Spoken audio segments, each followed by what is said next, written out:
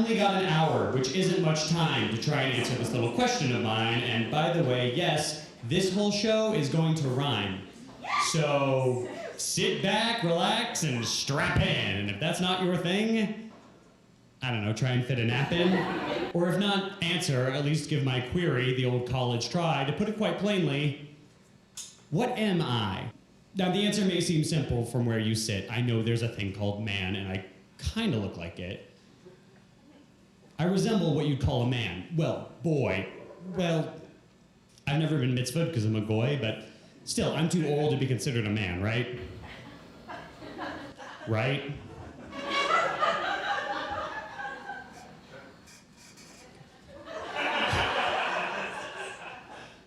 Last time I talked to you.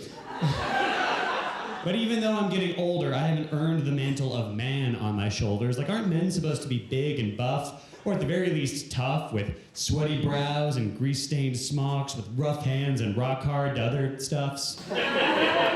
But even with hands as soft as satin, a real man could plan a plan like General Patton, but like, if all of us were in a cave, I wouldn't be the one to save the day should the cavern roof collapse. I would leave it to real men to widen the gaps, to grunt and heft and lift the stone, or for another's life, exchange his own, to show the qualities masculine, stiff upper lip, keep up his chin, stoic, solid, in control. That's just not the way I rock and roll. I would more likely stand and gawk and be like, this is just like that time in Lost, season 1, episode 7, The Moth. Where Charlie shouts, I'm a bloody rub god! And the rest of you, yes, just smile and nod. But, like the lyric from the Spheres of my second favorite lyrical spears, I'm not a girl, not yet a woman. Leastways, not at first glance. You can tell by my silhouette, if not my stance. Gender is a label, and labels are shortcuts that we like to use. Clues we look for in a person's clothes or their shoes. Is this person a potential mate? Or an enemy at the proverbial gate, a knife in the dark, an imminent threat, or the Romeo to your Juliet, or better yet, somebody who shares your epithets, someone with whom you can relate, because feeling not alone is pretty great. Am I then left to curse the sky, fall to my knees, and scream, "But which am I?" Seems to me a little melodramatic. Besides, if I knew in the prologue the show would be anticlimactic, so hang out here a spell with me while I suss out who I might be, and maybe you'll learn a thing or two about you. Seems like the proper thing to do. My story's demanding to be told, so while I've got you here, if I may be so bold, I will trumpet like thunder while there is air in my lungs, aka air I am 6 feet underground. I may be so full of crap that my eyes are brown, but I've got something to share with this wicked little town, so sit back while I stand up and break it down. I have been on either end of heartache, ate and also had my cake, found out love is more than just holding hands, and manufactured one-night stands, but I'll table those tales for your sake. Tonight, not a tale I tell is faux or fake, so be you stranger, friend, or foe. Here we go! Let's try and get this shit in one take.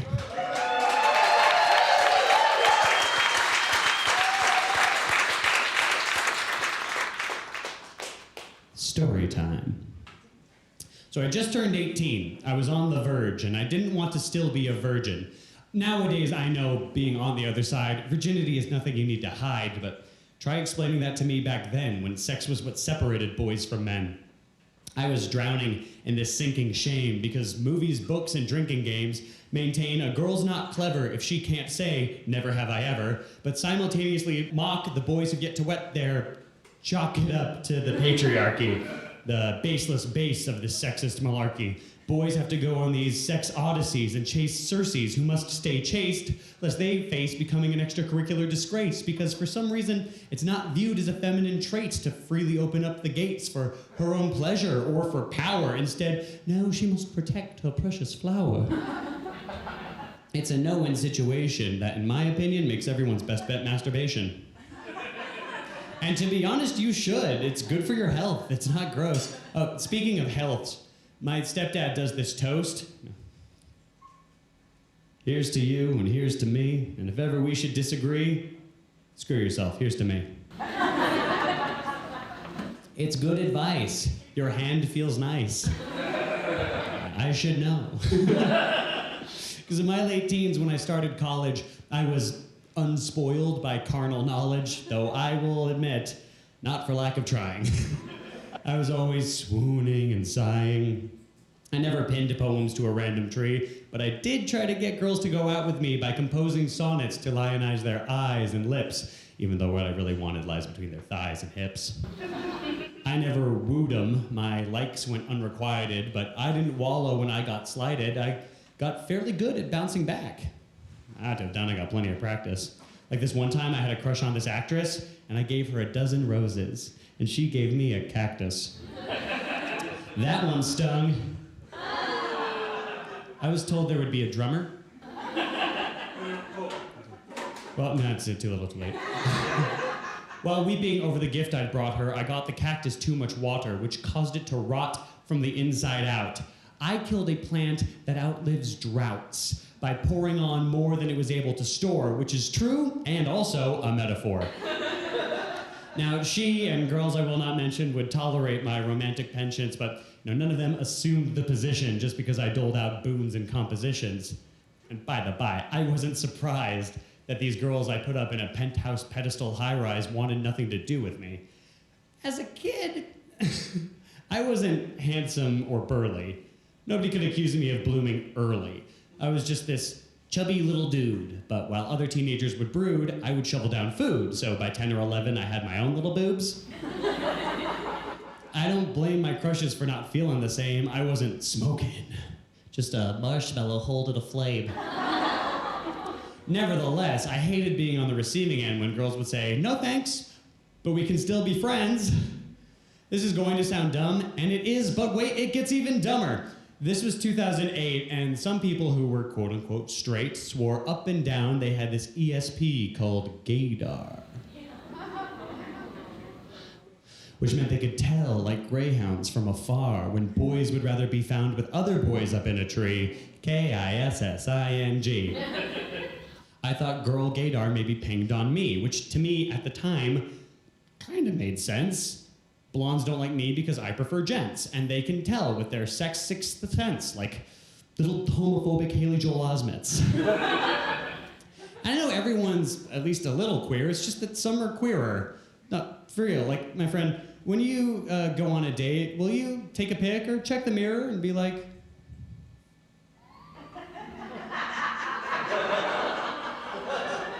you can't see, he has a very long beard. Do you take a pic or check a mirror to be like, yeah, I'd hit it?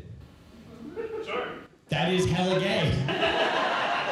You are your own gender, so ipso facto YOLO, bro, you would probably feel okay doing something that's maybe a little gay, like holding hands in a devil's threesome, or getting a fist up your bum, or a finger, whatever, start small. But even if you don't follow that feeling to check and see, we can all admit we've got bisexual tendencies. Especially that guy. But with no proof to the contrary, no smoking gun or dead canary to say you are or are not absolutely gay, well, who was I to argue different? So, I thought, let us conduct an experiment. After all, I was in school, the time you're supposed to dip your toes in unfamiliar pools. Let's take advantage of the research institution. Be a scholar, accept no substitutions. Lift a page from Socrates and test these weird hypotheses. Find a boy, get him on his knees, and then, hello, my new discoveries. Or better yet, I hope you don't mind if I tell you, I figured I ought to fillet the fella. Because if some random dude went down on me, I might get credit toward my degree, but I wouldn't be sure if it was a bachelor I'd rather wed or if I just liked the feeling of getting head.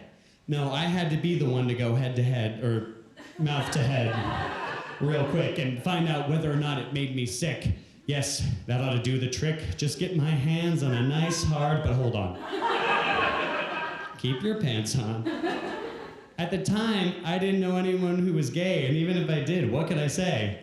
Hey buddy, I have something I need to check. Come here, it'll only take a sec. Okay, self, point well taken, but I have to find somebody, and who?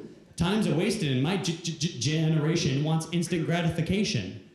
Well, if it's thrift we need, the internet is our best bet for a swift yet titless tete-a-tete with a more sex-experienced lad.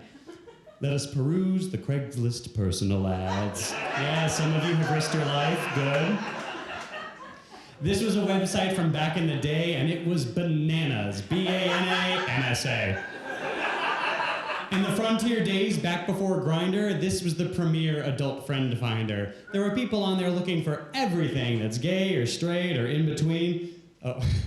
But while I was online, did I stop and think to Google something like Bear Bangs Twink or find one of the plethora of other videos I could watch to see if they inspired twitching in my crotch? Nope. I shouldn't need a private dick on the case to tell me if I get nothing from a manly face, that ought to be my first clue. That's probably not something I would be into, but if I couldn't see the forest for the trees standing upright, maybe I could on my knees, because I didn't Google man porn before wrapping my lips around human horn. That is a reference to a Futurama episode. Anyway, I open incognito mode and wow! Despite girls never letting me go out with them, it was super easy to find an M for M. Like, too easy.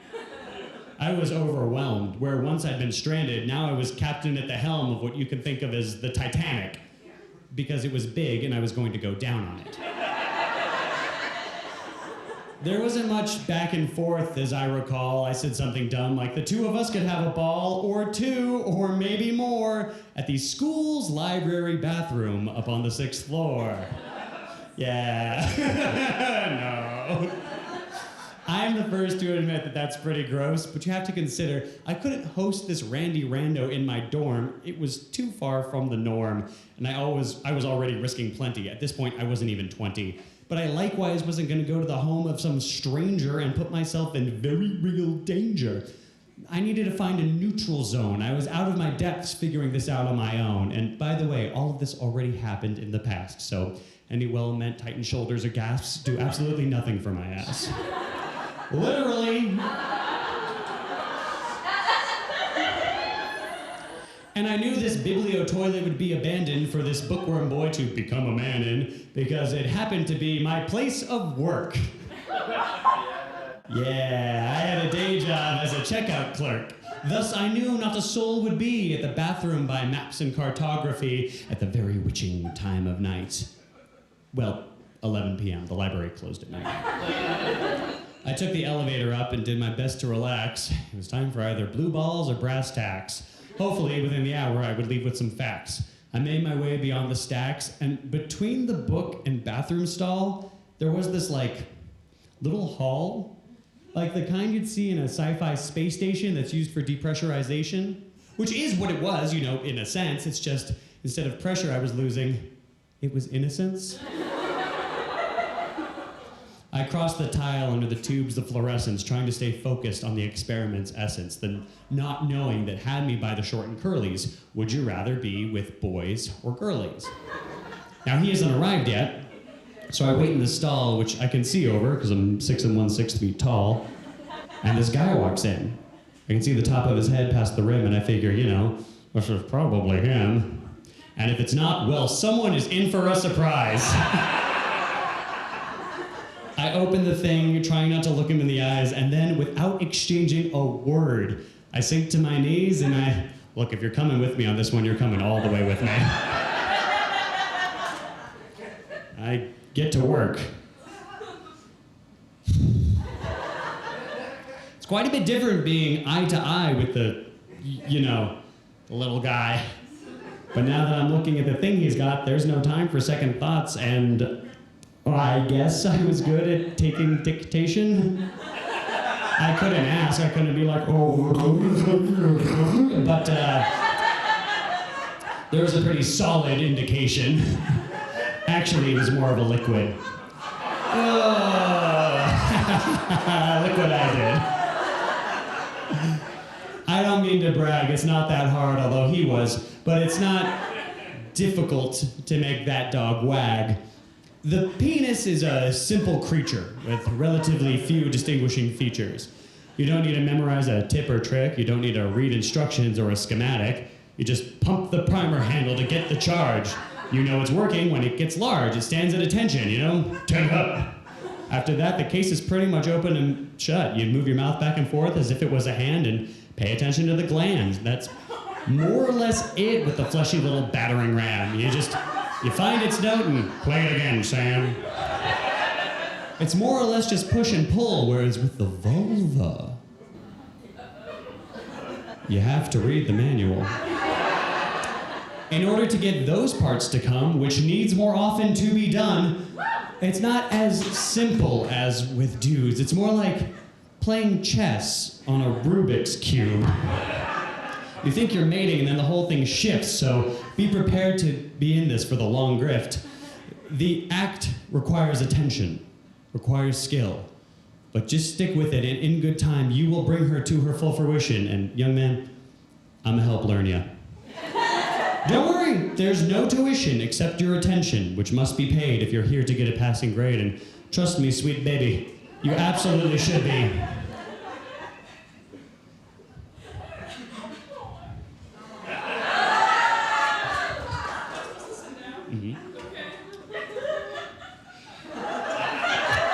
Let's talk just you and I about the pussy. Now, down the legs the undies slip, and outermost you'll find a pair of lips. Now your experience may vary, there's no set laws, but like the wonderful Wizard of Oz, the real show is going on behind the curtain. So spread them gently, and if all is groovy, you dive in like it's the opening of a Tim Burton movie. Now, beyond this pair, there is another set, and we are barely getting started yet. Don't go near those until she's wet. They're more sensitive, so handle them with care. I suggest you just put your tongue there. They are called the labia minora, and like a reading from the Torah, once it starts, we're gonna be here for a while. But it is worth it to make those lips curl in a smile. Now, not too soon, but after a bit, you'll want to move up toward the clit. Now, it's protected by a little hood, like the KKK, except that this one is good. Coax it out, and once it shows, that's the button you push to close and make her squeal and curl her toes, although some folks don't like direct stimulation. The most important thing? I don't know. Communication!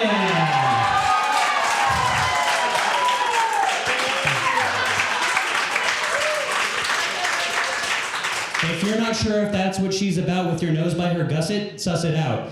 Ask her the things she needs and wants. That will accomplish more than nonchalance. And provided that your hands are clean, a finger or two can slip in between. Curve the pad to face your face and feel around for a special place about 2 inches in. Now this is where the fun really begins. Because if she starts getting extra hot, congrats! You've just found her G-spot. And if she says faster, make like McCoy and do the hustle, because her pelvis is the hub of like 8 different muscles, so when she does achieve orgasm, that figure 8 will contract and spasm, sending waves of pleasure through her whole being. It's a sight truly worth the seeing. Once you've got it, freaking flaunt it. Any way she wants it. Give yourself over to the yonic. Love her taste like it's the dankest chronic. Lap it up like gin and tonic. Spell out letters like hooked on phonics to throw her into histrionics until she racks up O's like rings in Sonic.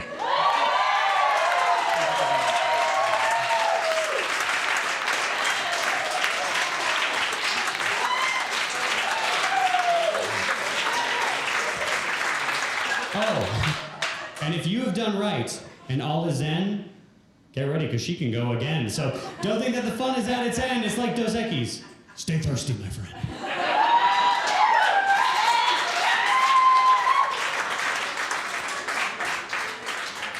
As for me, once all was done and said, I didn't wish that I was dead, and now I knew that I was good at giving head. I didn't feel great, but I didn't feel like shit, so that was that. Except that that wasn't it. Because soon, I got back on Craigslist. I don't know, I thought the first one might have been a fluke. I didn't exactly have a control group. Besides, it was nice not having sex alone, even if there was an excess of testosterone. I hadn't had a revelation, no new understanding of my station, no eureka moment or ululation. I was, if anything, more confused, and consequently let myself be used, but still, I kept on going back. I don't know, maybe there's something up with my zodiac. Or I suffer from, like, attention addiction. Or some equally esoteric ego affliction. I haven't been 100% honest, see, and I'm sorry if this reeks of internalized misogyny, but there is another reason I thought I might have been gay. Goes all the way back to my sister's 4th birthday. See, as a gift, she got this my-sized Barbie doll, which stood right around 3 feet tall. And this'n was a special edition for anybody who had watched Disney flicks wishing they could look like Belle when she descends the stairs all donned in gold with perfect hair to a waltz across the ballroom for Walt's Old as Time song. This doll had a gown that you could wear. Or your brother could, if he so dared. It seemed to me like harmless fun to wear a costume just like Paige O'Hara while the girls put on lipsticks and mascara. Just a joke, a bloke in a frock. My sister giggled, and so did her friends, but advanced the clock, my dress-up days didn't end. Quite the opposite. By 8th grade, I found I could fit into Sissy's jeans after PE while listening to Queen's I Want to Break Free. I also fit her training bras, though at the time, I thought it was a curse to have budding breasts like hers that I tried to hide in my extra-large t-shirts. I didn't think that I had been blessed with a more developed chest. No, blessed is not the word I used when I sunk my nails into the tissue to try and pop them off like zits, because little boys aren't supposed to have tits. Shit. Did this show just get serious? No. Just a little bit. And things weren't changing all of puberty, so I thought nature was saying irrefutably, you don't have hair on your chinny chin chin because your glands are secreting estrogen. So keep it secret, keep it safe, but go ahead and skim that cosmopolitan. You're perfect. Also, here's 10 ways to be more thin. It was a terrifying time. In middle school, it might as well have been a crime to be anything alternative, to have towels other than hers and his. I was better off just throwing that towel in. At the turn of the millennium, this one kid, Jay Wickelman, came out as both gay and trans. And well, back then, as I recall, kids in the hall would ask him, if you like boys anyway, why pretend to be a boy at all? Their derision skewed me toward a selfish decision. You don't want them to point and laugh? Distance yourself from Rama 1/2. Don't talk about your cross-dressing time, and it won't feel like crossing a picket line to get to class. If you can pass for normal, pass. So because it was safer, I stopped being friends with someone who was braver than I was back then. I tried to bury my transgression by saying, we just have different lessons, but shame of it still makes me wince. I haven't seen Jay Wickelman since. I ran away and hid in plain sight with drama kids rehearsing plays at night. Theater was this happy middle ground where many misfits could be found, and makeup was for everyone, and we could get naked and have some fun. Okay, I could get naked. And between the first read-through and final curtain, I met this girl named Megan, and I was certain we were meant to grow old on a common porch. My arm never gets tired of holding a torch. One day, I was up to my usual begging, trying to convince Megan that we should try pegging so we could make the two-backed beast at her father's house, and she told me to douse the flame a-flickering in my heart. And if I'm her friend, I ought to act the part. One day, we were hanging out at her house while she took a shower, and some perverted part of me overpowered my more reasonable side to release a sort of beast inside, like a chubby adolescent Mr. Hyde. Quick and quiet as a mouse is, I snuck to where she kept her blouses and caught something out of the corner of my eye, which, were I a different guy, I'd have let lie, but take it, said pervert Mr. Hyde. I snatched the garment up and stuffed it inside my pack, then prepped a host of mental counterattacks, rehearsed riposte should I be discovered by Megan or by one of my brothers. When I got back to my room, I locked the door and spilled what I pilfered on the floor. A single pair of briefs. I had become a panty thief! They weren't even sexy lingerie, just simple cotton, greenish gray. And to me, they were this kind of key to unlock something I couldn't see. There was just something about the way they felt against the spot below my belt. It wasn't sexual. No, don't get me wrong. It wasn't about feeling turned on. It was more like this sense like, this belongs. Is this why Cisco wanted to see that thong? That thong, the thong, thong, thong? This was only a decade in the past, but nobody in my graduating class had ever heard about any spectrum, so I couldn't see the dots, let alone connect them. I figured there's a greater chance it's a man I fancy if in secret I wear panties. Make sense while I was so antsy? Well, I don't know, maybe your experience was more evolved, and baby had experiences, not problems to be solved. And when your woke AF parents discovered you were fiddling with yourself under the covers to an array of fantasy or online lovers, they said, it's normal, even healthy. Just so long as you keep it stealthy, self-pleasure certainly serves its purpose, just don't whip it out during Sunday service, or plunge up to the wrist beneath your dress in front of dinner party guests. But my parents were no help at all. And when my balls dropped, they dropped the ball. Mom outsourced the task to dear old dad and said, your son's looking at ladies in porno mags. So step up to the plate, please, Terry, and tell him if he masturbates, it'll make his hands hairy or something equally as scary. He didn't, though to be fair, he did his fair share of damage to this fairy when he said to me, his little lad, that it's not bad, hey, it's okay. You can jack off all the livelong day. I'm just so happy that you're not gay. Yeah, you carry that shit around with you, whether you're 12 or 32. My dad,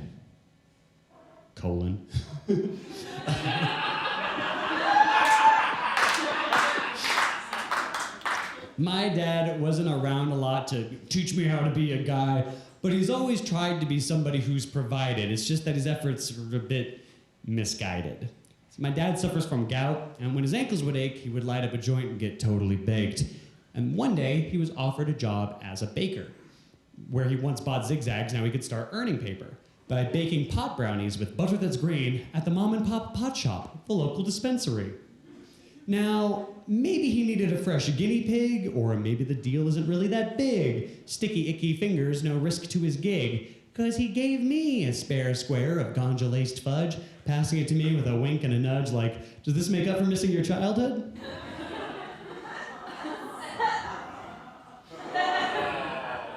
Sure, why hold a grudge? I gobbled the gooey treat down in a minute without pausing to ask Dad, wait, how much weed was in it? And not even half of an hour had elapsed when the walls of reality began to collapse. My head started swimming. I lost all sense of balance. Turns out a green thumb is one of my old man's talents. My heart hammered, hurried like a horse under spur. My legs limp like pillows. My vision blurred. With sweat on my lip like an outlaw at noon, I quick draw the thought, I must calm myself soon. I race to the bathroom and twist on the shower, mind numb and succumb to the THC's power. I close my eyes, let water buffet my back, feathers wait away from a full-fledged panic attack. Out through the mouth, in through the nose. I had to do something to take my mind off these woes, but what could I do to lower my heart rate? What did I have at hand that could help with that? Okay, great. Now, where this story is going shouldn't come as a surprise. I focus and picture a pair of girls' eyes. A pert pair of eyes, if you know what I mean. Not the ones that are blue, often brown, Star Trek green. Some of you starting to see what I mean. Yes, not the ones between the ears, but the ones between shoulders. The kind girls develop as they get older, that fill out their sweaters when the weather gets colder. The chest-mounted mountains that make you feel bolder, want to reach out and hold her and fill you with fire so every look smolders. Boobs. And as I pictured these orbs of perfection on bare-chested friends whose names I won't mention, my blood begins pumping in a southward direction, giving me a more or less massive erection despite the effects of the cannabis confection. But before I can start to finish, I face introspection. See, because I'm still high as heck. So my mind starts to wander. Why this reductive preference for peepers, I ponder?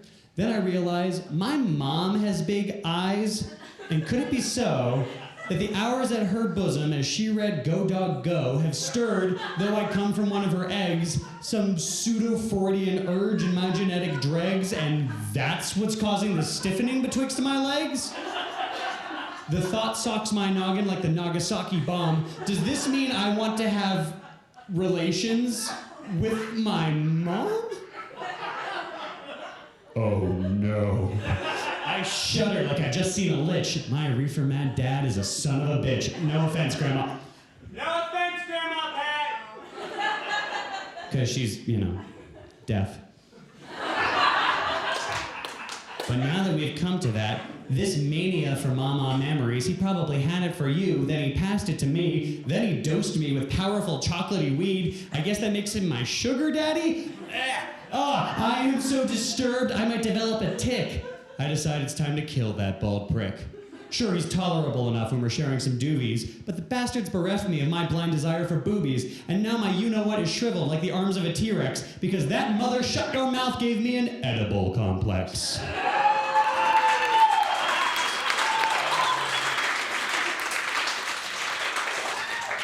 A 4-minute setup for a pun. Hey. That's what I call high art. It took a while for me to look that part, to wear the moniker of artist the way a ballerina wears a tutu, because it seems like crappy puns are all I'm able to do. But, thank you. Eventually, I adopted the moniker, no surprise, because of a woman. I will go on about her. Now, in my early 20s, my luck had turned, and among the myriad other things I had learned in Santa Barbara, the spa masquerading as a town, I found out girls like me back once I just calmed the hell down. And in my waning days by the seaside sun, I was getting along rather well with this particular one. For the purposes of this story, I will just call her Taz. I don't think that you've met her, but just in case anyone has. Taz, short for Tasmanian Devil, because, like a femme Adam Sandler, she was destructive and I could never understand her. We would get beers and we'd let things get weird, but we'd keep hanging out after the hangovers cleared. So I asked her if she'd like to go steady as she goes. She said, sure, as long as nobody knows. Well, then consider my lips a Ziploc to go. But being stowed like leftovers in the back of the fridge whenever we were in public hurt more than a smidge, so I decided it was time for whatever we were doing to end, but told her, hey, we can still be friends. After I broke things off, I went out to eat with somebody who didn't need us to be so discreet, but this breaking bread happened to be February 12th. Yeah. Too close to Valentine's Day, if Taz may say so herself. Oh, but how did Taz find out? This I have to mention. Now, this is interesting. Pay attention. Through espionage worthy of the Winter Soldier, what happened was this, you see. I told her. She texted me, where are you? And I said, on a date. And she didn't text back. I returned to my plate. Everything felt normal. Hell, for me, it felt great. But the next morning, when I woke up and checked my phone, a chill began working its way into my bones. I had 23 unread text messages. I wonder who the sender is. Taz sent me a manifest. Seems like she had a lot to get off her chest, which, yeah. Just like Mom.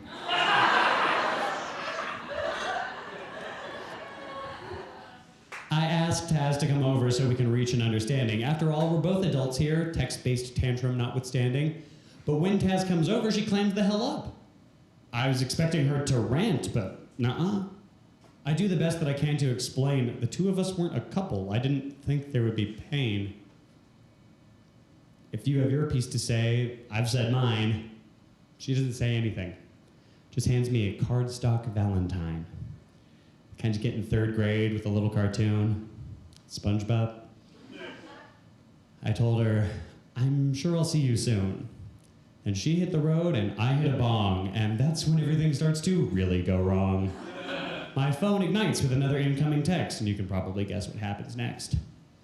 I'm afraid! I can't do an impression of her, so that's the voice. I'm afraid, is all it says. Okay, I will bite. Of what? Of me. I guess this is how I'm spending my night. Go on, I say. This is about all I can stand. Well, not of me, of the bottle that's in my hands. You're not an alcoholic.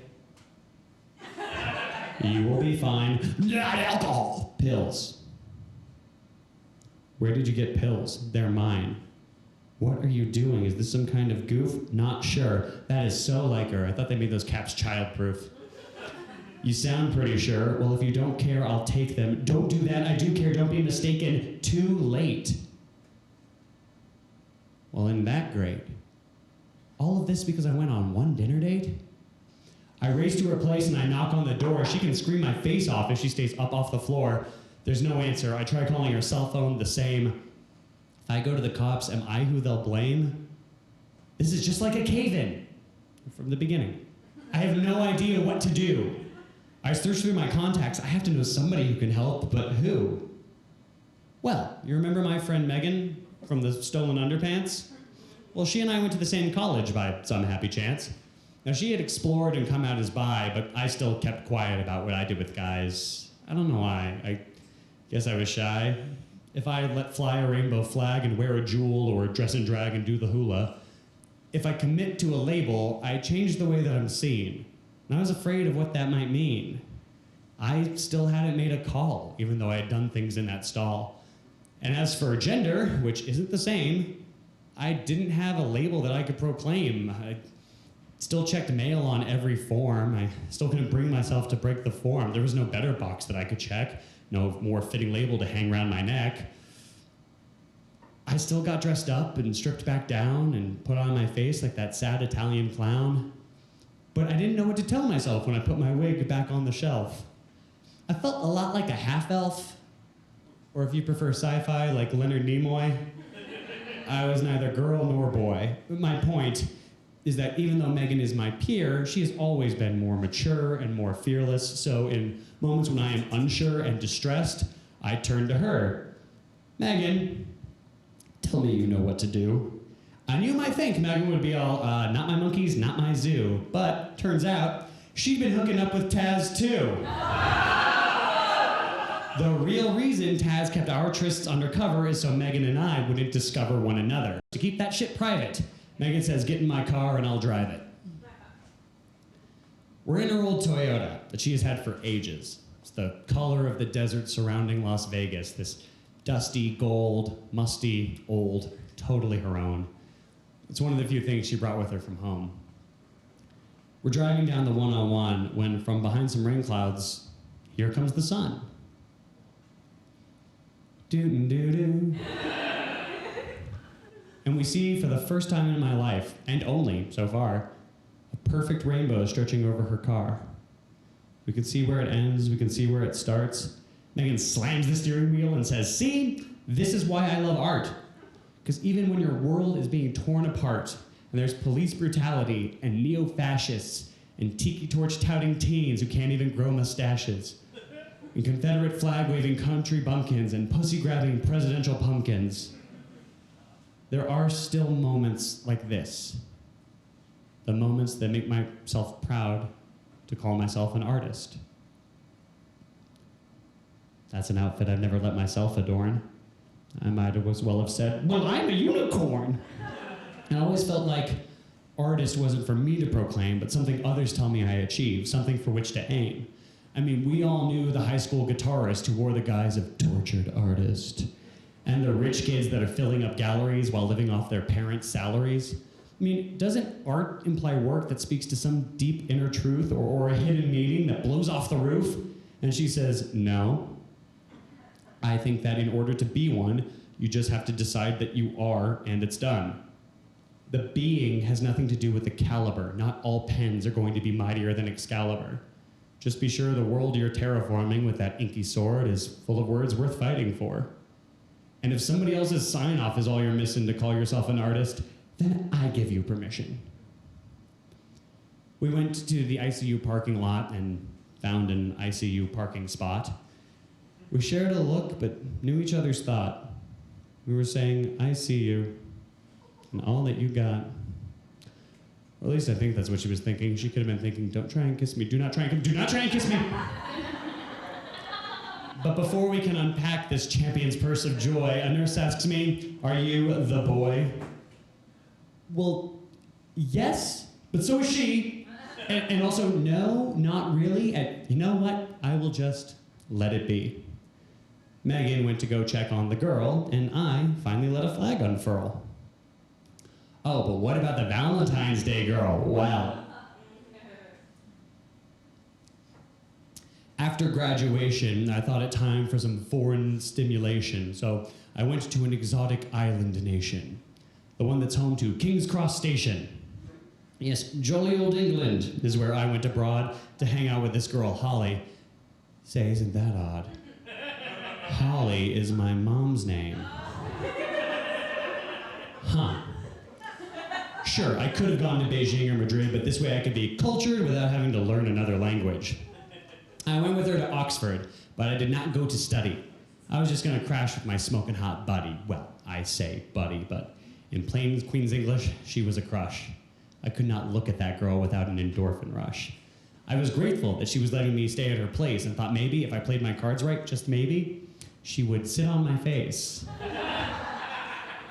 I'd never been the pinnacle of masculinity, but now that we were overseas, a familiar port might appeal more than a foreign harbor. And in the right light, I look like a young Victor Garber. So while I'm across the Atlantic before our relationship sinks, hey, Hall, how's about you and I get a couple of drinks? There is this weird thing in our culture that if some testosterone-fueled vulture buys a gal a glass of wine, he feels entitled to monopolize her time. In fact, lots of dudes think she owes him more. If she accepts booze, then she's a whole mess in his debt and has a lot more to lose than if she had just agreed to, say, join him for a cup of tea. Me, personally, I think it's rather gauche. Dudes, listen up. Nothing is owed just because you shelled out for a rum and coke. And even though this crowd seems pretty woke, while I've got y'all here, the next time you're clutching your craft beer and beads of sweat are forming on the glass or amidst the hairs of your mustache because you've just seen a pretty lass, before you ask her what's her sign or use an equally clever line, take a moment to consider before you try to, how you say, get with her. If she got dolled up for the club, if she is hotter than a lightsaber, her looks are the result of manual labor, and the cost you pay to get her wasted costs nothing compared to what the makeup on her face did. There's a reason the base is called foundation. Getting ready is itself an act of creation, like building a temple or a skyscraper, and it likewise costs considerable paper. The business model of modeling is such that for a night out, you're looking minimum $100. So when you tip your bartender, saying, I hope all this was worth it, boy, you have barely scratched the surface. Do give her that G&T, but consider it the viewing fee. As far as I'm concerned, she doesn't even owe you thanks until she's made up the cost of wearing Spanx. So I buy Holly a drink. Not exactly what you think. We were in this underground club, you know the type, where the DJ lives up to neither the cover nor hype. But let's live a little in this converted catacomb. I'm the foreigner a long, long way from home. I see a special that says pints for $4, so I turn to Holly and holler, tonight, your drinks are all on me in exchange for your hospitality. In for a penny, hopefully in for a pound. Let's see how this night goes down. I ask Holly if she would like to dance, 6 steps ahead in my mind of this burgeoning romance. With a surgeon's precision, we cut through the crowd and get lost in the music that's bumping so loud. There isn't so much salsa or tango or swing, but the sweaty meat bumping that we've dubstepped grinding. It's a dance for which I do not care. I don't know how it is for y'all out there, but I've always thought it only fair to know a gal's middle name before you get a nose full of her mane of hair and stick more than your fair share of milk bone into her derriere. Holly's middle name is Claire. So,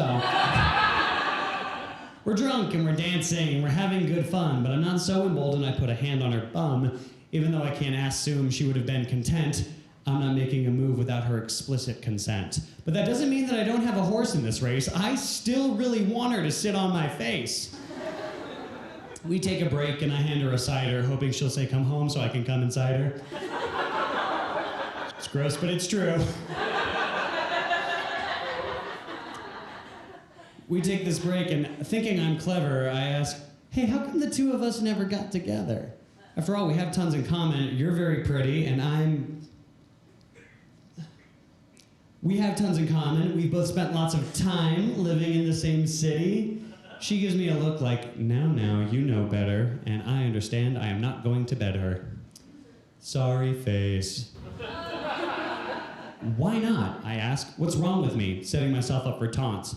She says nothing, but I like a man who takes what he wants. And she twirls off with unparalleled elegance. Elegance. Well, then that's not gonna happen because that just isn't me. I don't believe I deserve everything that I see. Is it unmanly to think of things such as, I'm not entitled to everything the light touches? But this is what's expected of men. You know, a cliche we trot out again and again. A man has to take and provide and be a winner, bring home the bacon, then make her cook the dinner. There's all this pressure, though I do not mean to whine. Ladies, I know ours is much lesser. Those of us who pass for male have an easier time on 98 counts out of every 99. I am well aware the privilege is mine. But why would Holly want to date a jerk like that when she's seen for herself that it doesn't work like that? And before you start packing up and heading home, I likewise don't have time for nice guy syndrome. All the dudes who mope and groan like sad whales or like Morrissey, going, why won't she go out with me? Why must I be forever alone? I don't know how Joan of Arc felt. In the self-imposed so-called friend zone? Dudes. The friend zone is not a thing that exists. Trust me, I used to sit on the friend zone iron throne. You can ask anyone I went to high school with. It is known. I used to suffer from the same complex, thinking that because I'm nice to a person, I deserve to have sex. There's actually nothing nice about that in retrospect. Putting in time so that she will put out, brother, that's what being an asshole is all about. That's just an asshole core beneath a nice guy sheen. You're treating people like vending machines, dangling a little glimmer of kindness to lure girls in with love's name brand blindness. Because this fish man knows that once she cares, as long as he looks like Jason Momoa, he can be as rude as he dares. Gloves come off and he's a dick. Surprise. But still, these girls will stay with these shitty guys because they're convinced that deep down inside, there's a sensitive soul this serpent has to hide. Why do we give passes to dicks who've been such asses in the past?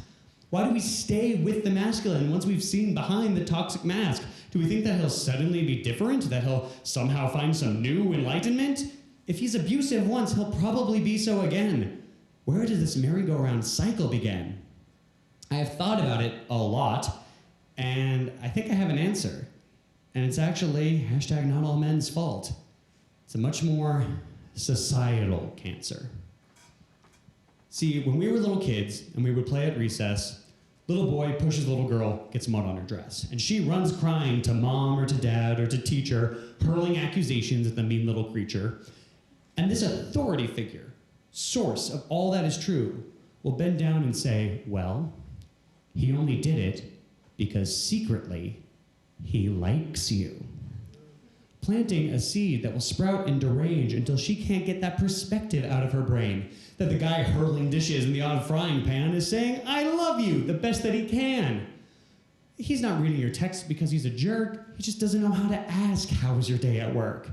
This is how the little boy who puts the frog down your front grows up to be the man who keeps calling you continually insulting names. When we spar, we perpetuate this farce we picked up from dear old Mr. Darcy. You know, he's really trying his best to be good. The monster's just misunderstood. If you have a daughter, or think you might someday, the next time she runs up to you in tears and you were racking your brain for a way to quell her fears, I have done the work for you, I will save you the hassle. You kneel down and tell her, fuck him, baby, he's an asshole.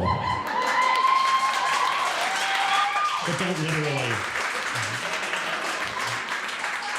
Until then, we'll hang on when the cookware goes flying, or we find out our cuddle buddy's been spying, or the cheater is once again saying, I'm sorry, I'm trying.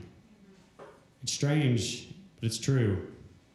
We still keep on fighting, because we have to believe that the people who hurt us have the potential to change, not just get better at lying.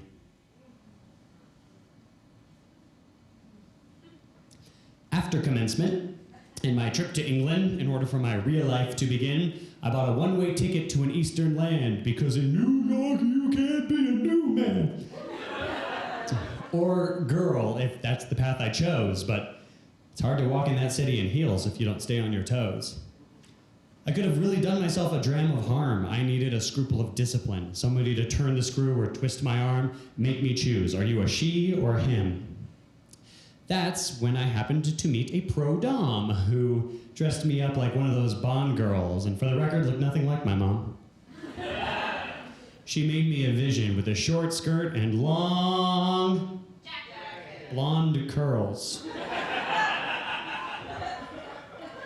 I thought that I'd be full metamorphosized, but when I checked my reflection to look and see, it didn't show who I am inside. No princess from a fantasy, just dressed up me. My mother's kid, not a Grace or Bridget. What you wanted? She asked when she saw me fidget. To be honest, I'm not sure. I don't want to portray a caricature, but I do want to feel attractive now and then, which I only seem to do when dressed en femme. And for this former bulimic to feel their skin is something that they can keep living in and feel not grossed out by the flesh on their chest and inspire some sort of romantic interest, what does it matter if I dress risque if it makes those feelings go away? But it doesn't. No, it doesn't. What the fuck is wrong with me? Am I not Belle, but actually the beast who needs a veritable feast of looks, of longing, throngs of attention-mongering to take all the limelight I can get? What do you think, audience? When do I get to say I've had my fill? Hell, who's to say I ever will? Who says I get a moment before I've died where I can say I'm satisfied? Knowing I would never be content, that would be a fitting punishment. Am I just parading a fetish? If every time I'm in a skirt, I flirt and act coquettish, am I now not a feminist? Am I enabling the patriarch dynasty? Was I just brainwashed by old man Disney? Or is all of this some sort of coping tool? Poor unfortunate soul. Poor fool. I don't feel like that's right either. Do I only feel my affection is accepted if my tight end is a wide receiver? Am I just trying to make my dad mad? Am I just looking for praise from someone with a pretty face and in lieu of one putting on my own? I really hope that's not the case, because beauty lasts about as long as my attention, and once that's passed, oh, did I mention assholes like priests and presidents think I'm in need of an intervention? Am I just resisting being cis? Do I want to make a full transition? Will that help me better understand my position? I've never felt like a total she, but that could be because of internalized misogyny. And what if I have progeny? Am I man enough to be a dad? That job seems hard enough as it is. Am I gay enough if I make a missus of a Ms? Am I straight enough if every now and then I blow a guy or 10? Am I woman enough if I'm not taking estrogen? Am I enough? I'll ask you again, am I enough? Because if I commit to girl mode, if I bail, I lose the privileges of being male, chief among which is security. It is so much safer looking like me. We can all agree I am food for feeding maggots if I run across some red cap who's in the mood for beating. Shh, she says, with a look so sweet. I have someone you need to meet. When I lived in Alaska, I went to this spot near the Taku, and if you take a little walk, you find a place called Sometimes a Waterfall. When it's not raining, it's just a rock wall. That's what I think of when I think of Cliff, who also sometimes goes by Tiff. And you never know until you take your seat with whom you'll be meeting, which is kind of a treat. I told Cliff/Tiff what I've told you all about Craigslist and the My Size Barbie doll and Mom and Holly and Megan and Taz and all, and Tiff said it's not at all unusual. Basically, they said, raising a manicured brow, someone will always think that they're glamour than thou. If you cross-dress every once in a while, there are full-timers who will think you've got no style, but those full-timers too will be told to go home by girls who are taking replacement hormones. And it's not enough to be on HRT for some if you're not also saving up for surgery, and even if you are, once you've gone home from the OR with the pretty parts to match your pretty face and pretty heart, now there are those who will say you're the wrong kind of trans because you're on the other side.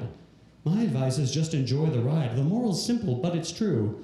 Be brave, be kind, and you do you. No, wait, that's it? That's it? That's it. It's strange, but also I think it's true. I needed to hear that from you. I think sometimes we all need permission. And what's more, we need it given by somebody who's anyone other than us. A bearded guru, or a lady on a magic school bus, who reminds us that we're all on a colorful spectrum. And if people reject you, feel free to reject them. Find a balance that works for you. That's what happy people do. It's helped me, not, overnight, but Slowly, I've come into the light and got the courage to let people see that boy and girl are both just parts of me. It's like that song by Geddy Lee. If you don't fit in with girls or boys, you can choose not to decide and still have made a choice. I have aspects of both her and him, which is why the pronouns I prefer are they and them. When I came out to my mom with phone in hand, I was pretty sure that she would understand because she had told me way back when I was 17 that she had seen head into my room Megan's gray-green undies and had told me then, "You can talk to me about anything, honey." But because back then I was so ashamed, we agreed to feign ignorance about the whole event. If I had taken her up on her offered event, I could have saved myself years of torment. It was surprisingly easy to make the call and say, "Hall, turns out I'm not your son after all." No, or daughter. No, the term that I prefer is genderqueer. It's a word I learned out here. Queer, for me, is the umbrella term. That means I still have room to grow and learn and reserve the right to change my mind should I wake up one day and find that all of this was just a lifelong phase and I will wear no more makeup for all my days, but I will wait a bit before I get rid of it because that is some expensive shit. Queer, for me, also means I like boys and girls and others. How to explain this to my mother? Even if I have a girlfriend or wife, that doesn't change who I am at day's end or at the end of my life. Like if I go out after the show tonight and murder someone, I'm still a murderer come next morning's sun. And I could kill again, you know? We'll wait and see. I'm prone to go on killing sprees. Except that I don't strangle, I'm the one who chokes. Yeah, still able to fit in one last dick. Joke. I am so lucky that with my family there's no cause for concern, because that is not the case across the board when LGBT plus kids are at best ignored by ignorant parental figures and at the worst on the receiving end of triggers. If you would like to do something to help their situation, I urge you to look up the Trevor Project, no relation. Because love can overcome fear. I know we have barely scratched the surface here, but I hope that at least I've planted a seed and that you can be there for someone in need. At the very least, you'll intercede when someone tries to say where someone else can pee. Or if you, like me, just needed permission, well, allow me to fulfill a personal mission. It doesn't matter if the clothes in your trunk weren't designed for someone with your junk in mind. Or if you like putting liner around your eyes, or only feeling your own skin in latex thigh highs, or like letting guys slam your colon like semis. Go forth and hold this dear and true. Be brave, be kind, and you do you. Before I let you all go home, I believe a round of thanks is owed, because representation is necessary to make the wide world feel less scary. So here is to the artists that I have known, the gurus on my midnight radio. Here's to Hedwig, and Eddie, Laura, Laverne, Megan, and Rue, and all of you. And here's to me. And if ever we should disagree, screw yourselves. Here's to me.